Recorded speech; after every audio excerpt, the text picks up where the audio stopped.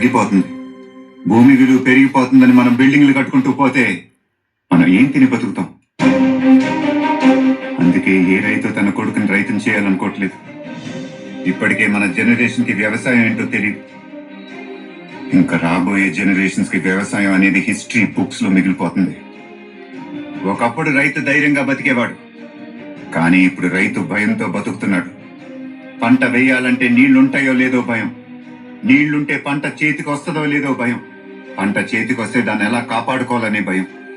అదే భయంతో తను అనుకున్న ధర వచ్చినా రాకపోయినా వచ్చిన ధరకే తన పంటను అమ్మేసుకుంటున్నాడు. ఇది కొన్నవాడు మార్కెట్లో 10 అమ్ముతున్నాడు.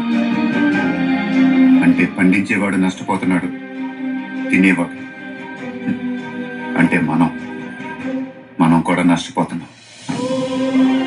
ఇదంతా ఎందుకు జరుగుతుందో తెలుసా? ఎందుకంటే మనకి రైతుకి మధ్యన ఎటువంటి సంబంధం లేకుండా బతికేస్తాం కాబట్టి.